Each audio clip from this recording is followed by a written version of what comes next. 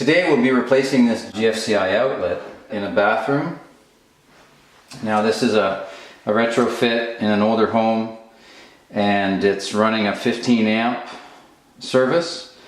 A lot of times now in a newer home, in a new build, you'll run a 20 amp and on a dedicated circuit. But in this case, working with what we're given, it's 15 amp. Before we start, we want to test this outlet. I just plug something in so I can see that I've got current. And now I'm going to throw my breaker. So I threw my breaker, and not only did my ceiling fixture go out, but also I see that my outlet here is no longer providing current.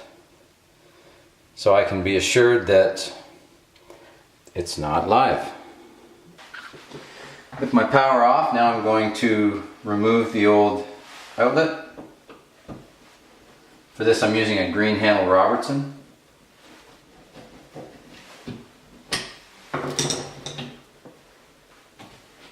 Man, it's painted in. So when I remove the outlet, I see that I've got two sets of wires coming in.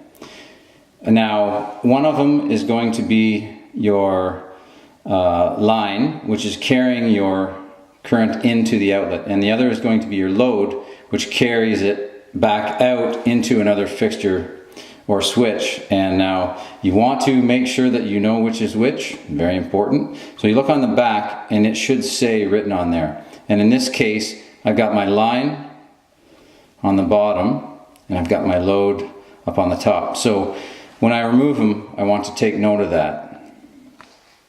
So now I want to take the wires off. I'm going to remove with again, my green handle Robertson.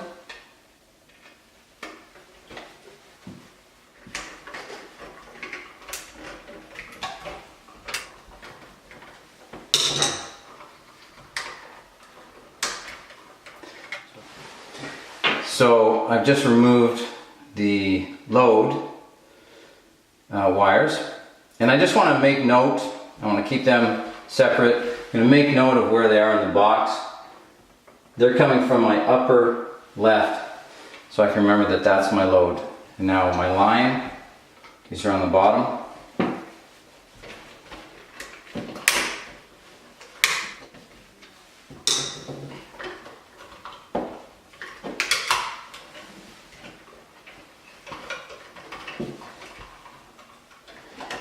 Keeping my line separate, that leaves me with my ground.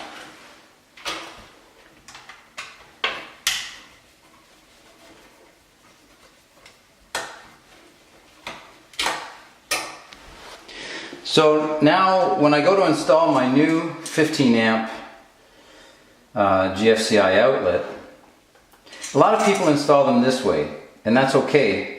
But they're really designed to be installed with the ground of the plug on the top. That way, if the plug isn't in all the way, if something metallic were to fall, it would hit the ground and no harm, no foul. Whereas if I have it this way and my plug isn't in all the way and I have two prongs sticking out, if a pair of tweezers came across and made contact with both, of course that would cause a problem. So spoken with the homeowner, and I'm going to install it this way. So now I look on the back, and my line are my top, and my load are my bottoms. So your black line, which in this case for us was this one, that's going to go on the brass screw. My white is going to go on the silver screw. Now because it's going on this top screw, and it screws clockwise to tighten, I want to make sure that I feed my wire on so that this semicircle is going to go and tighten in the direction of the end. It brings the wire back around and keeps it tight, keeps it from spreading apart. And I want to put those fairly snug.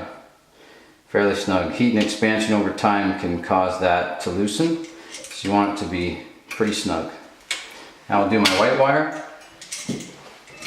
So again, because I'm tightening clockwise, I'm tightening around this way, I want it so that the end of that wire is going to wrap around as I tighten it on the post.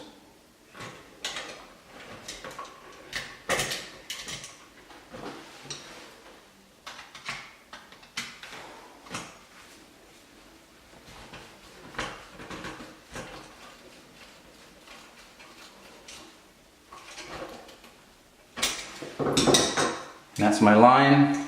Double check, make sure I got it in the right. Yeah, line. Now for the load. So this is my load. This goes out, carries the current out. Again, black wire to my brass screw.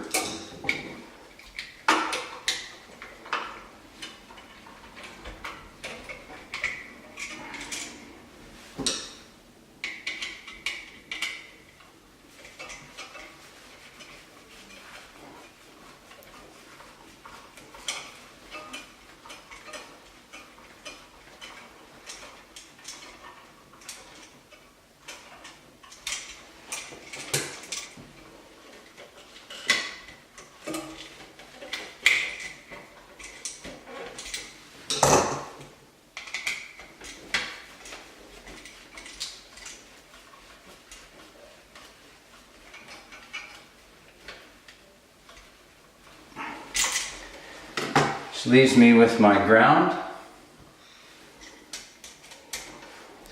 I'm just having some trouble getting this ground on, so what I'm going to actually do is take the screw out,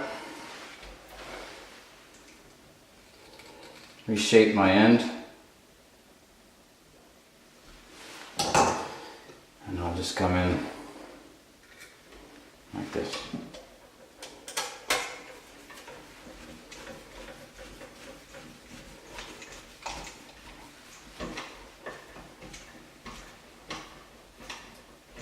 Okay, so that's got my ground now. So now I like to do an extra step at this point and wrap black electrical tape over these posts. So I backed off the fixture screws just to give me easy access.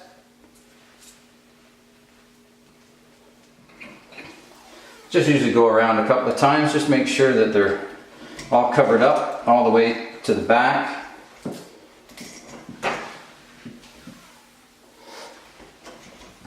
And next I just put the outlet back inside. So now I want to re-guide my wires in here a little bit, and at the same time just making sure that I keep my ground kind of out of the way. You don't want it to ever come in contact with any of these posts that you've just put your load and live wires to. So just feeding the wires back in. You don't want to kink them very sharply, just try to have gentle curves in them as much as possible. And now I'll just screw it into the junction box.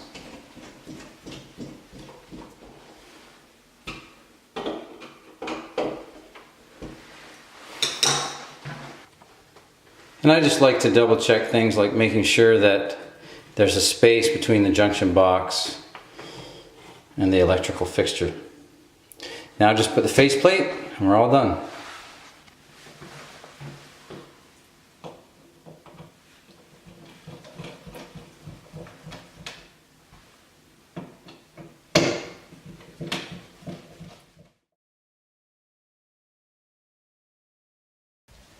Flip my breaker back on. Now when I test it, plug in my electronic device, and I can see that I have power coming from it.